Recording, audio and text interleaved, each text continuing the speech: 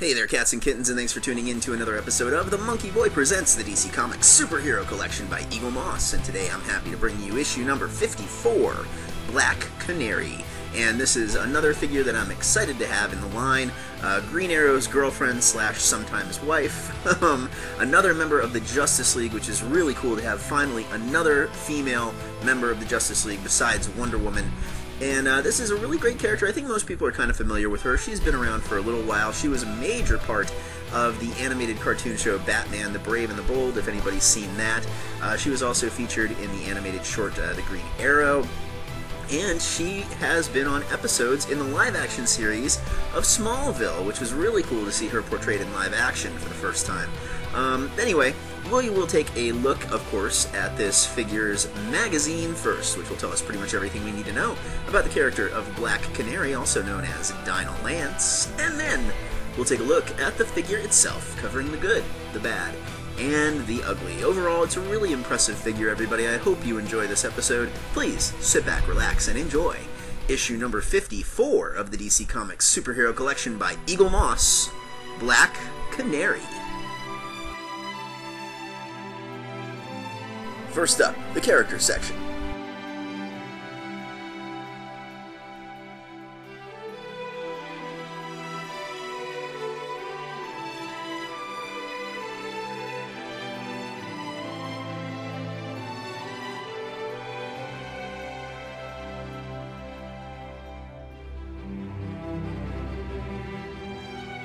And it's here that we're introduced to Dinah Lance, whose father was a cop-turned-private detective named Larry Lance, and whose mother was a florist named Dinah Drake. And it was while she was still a young girl that Dinah first discovered her mother was also a crime fighter.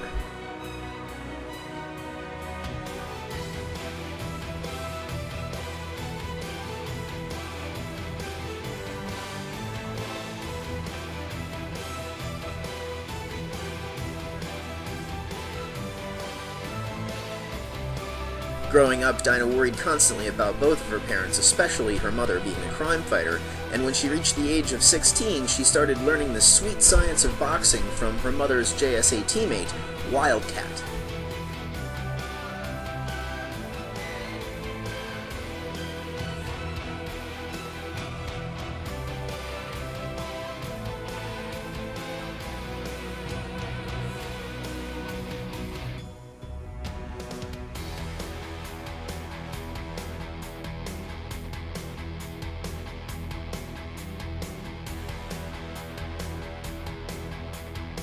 It was during this argument with her parents that Dinah first discovered her superpower when her latent metagene suddenly activated, and she unleashed her canary cry.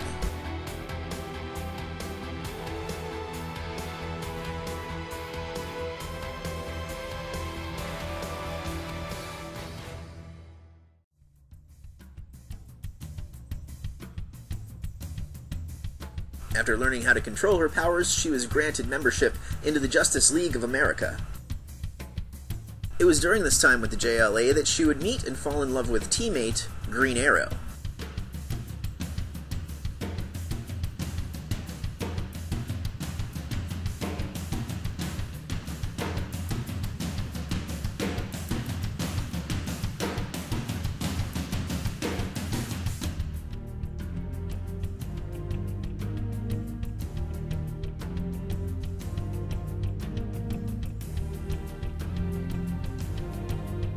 After discovering that Ollie had been embezzling from her after he had gone bankrupt, and that he had sired a son with another woman named Shadow, a heartbroken Dinah broke up with the Green Arrow.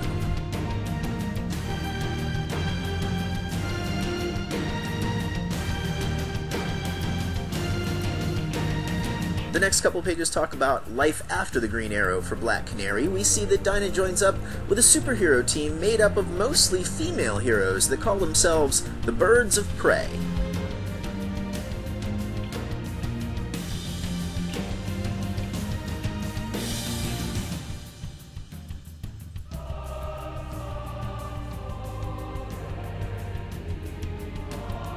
The Green Arrow would eventually return to life and reconcile with Dinah, the two becoming an item again.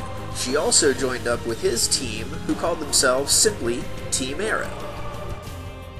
The pair would also rescue and adopt a young girl named Sin.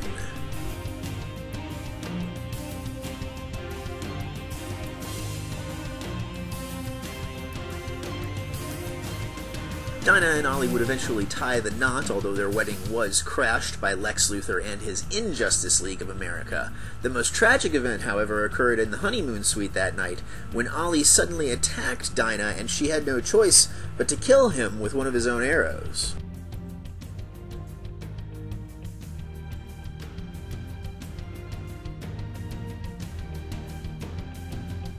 Dinah eventually rescued the real Ollie, and the two were married in a simple ceremony.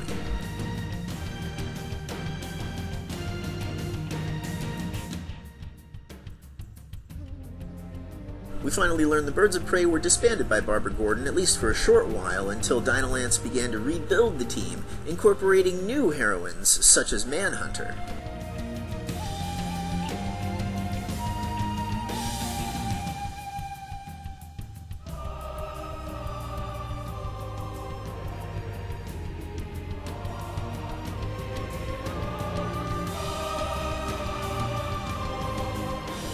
Next, we look at some of Black Canary's classic stories. First up, we have Green Lantern, Green Arrow, Volume 1.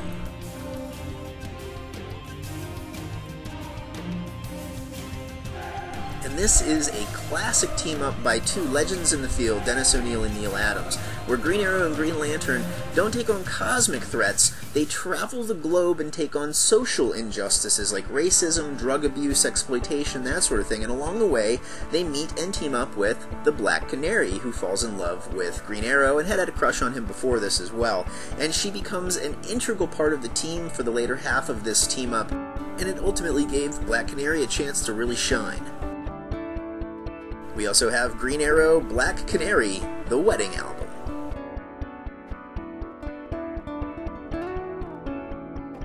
And this story opens with the marriage of Black Canary to Green Arrow, finally after years of teasing it, and the wedding is interrupted by Lex Luthor and his Injustice Gang of America just as the ceremony is about to be finished. The real action doesn't start, though, until the honeymoon that night, when Oliver suddenly pulls a knife on Dinah and tries to kill her. She in turn kills him and discovers it's not really Ollie, it's a shape-changing supervillain, and the real Oliver's been kidnapped. She teams up with his son, Connor Hawke, and the two embark on a quest to discover what's really happened to Oliver, if he's still alive, and how they can rescue him if indeed he is still breathing. It's a really beautifully illustrated comic, and it's lots of fun.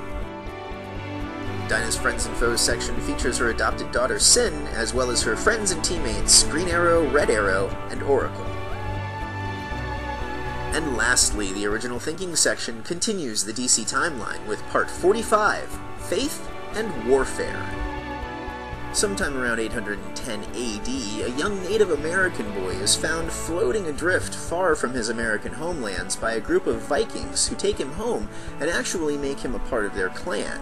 The child is renamed Arak Redhand, who would go on to defeat the evil Snake Lord. We also find the Black Canary time-traveling to AD 964, chasing down the villainess known as Cheshire.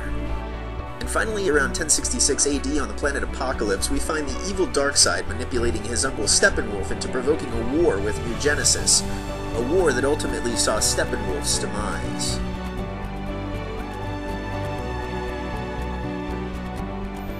Here we have Black Canary, Dinah Lance, and I actually really dig this figure. She's not perfect, but she's very nice. Again, it's a very faithful interpretation of the character, a blending of her outfits, but you know instantly that it's Black Canary based on, of course, the gloves with the little yellow stripes, the fact that she's wearing a bodysuit with that big O-ring zipper thing, and the leather jacket, blonde hair, all of it. It's unmistakably the Black Canary, and she's also wearing stockings, as you can see. The boots are also really cool. They have a nice heel to them right there. Kind of see that.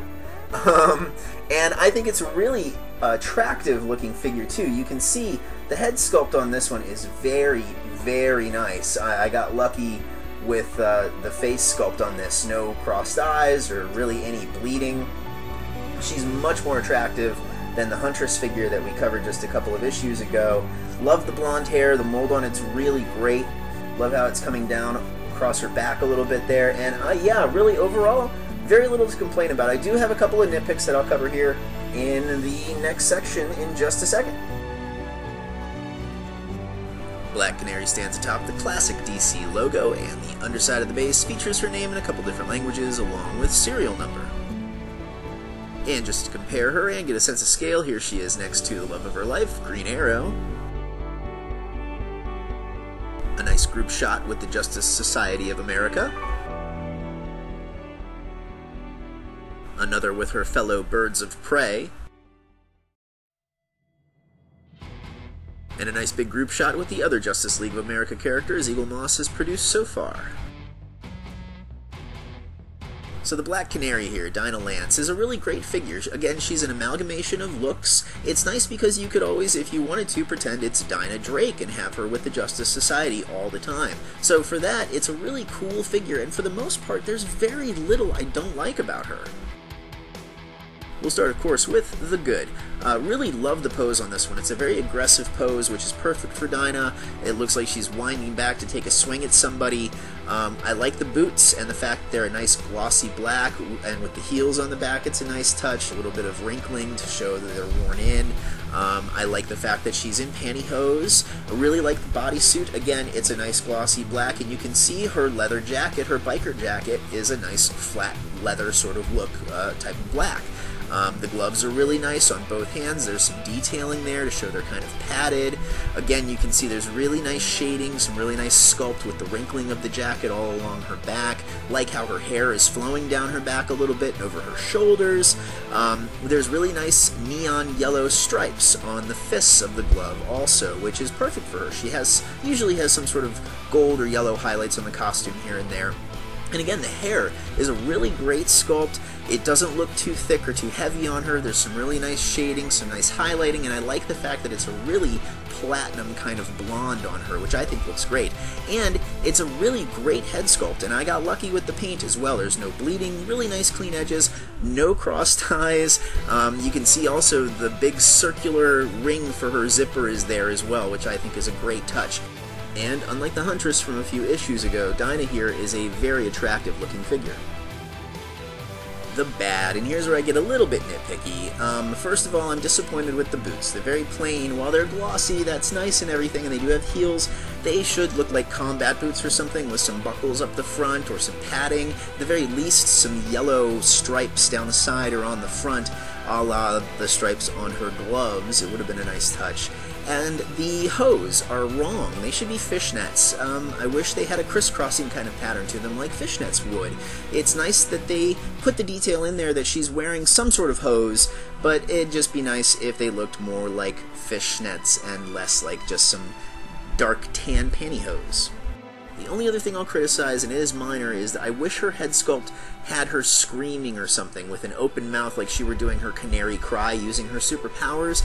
The soft smile is nice and everything, and don't get me wrong, it's a beautiful head sculpt. I'm very pleased with that. It would just be nice if it was getting her superpower across in some way, shape, or form. But again, minor little nitpick. The ugly, really nothing on this figure. She's a solid figure, no weapons to worry about, nothing to break out of hands. She's solid lead and very nice. The only thing, of course, to watch out for would be the face. If you have the luxury of checking before you purchase, I would look to make sure the paint job on her is nice, no crossed eyes or lots of bleeding. But overall, I think she's really nice to have in the collection. It's wonderful to have her with the green arrow, and as I said, you can always pretend that this is the Dinah Drake version, the Golden Age version, and have her set up with the JSA, and even Dinah Lance. She serves with the JSA on occasion. Cool to have her with the other Birds of Prey. It's always nice to grow their ranks, and it's really cool to have another lady with the Justice League besides Wonder Woman. Really do like this figure. If you are a fan of the Justice League or of the Batman Brave and the Bold cartoon show, really nice to have her finally as a part of the line. And I hope you guys have enjoyed this review of the Black Canary. Please stay tuned for a quick teaser trailer of the next figure in the line. It's time for another special edition figure, folks, and it's still a hero, but it's not exactly what you're expecting. It's a little bit different. Sometimes they were referred to as the super special edition figures, but stay tuned for that quick teaser trailer and you'll see what I mean. As always, I am your host, the Monkey Boy, aka Jado's Friends. Thanks so much for watching.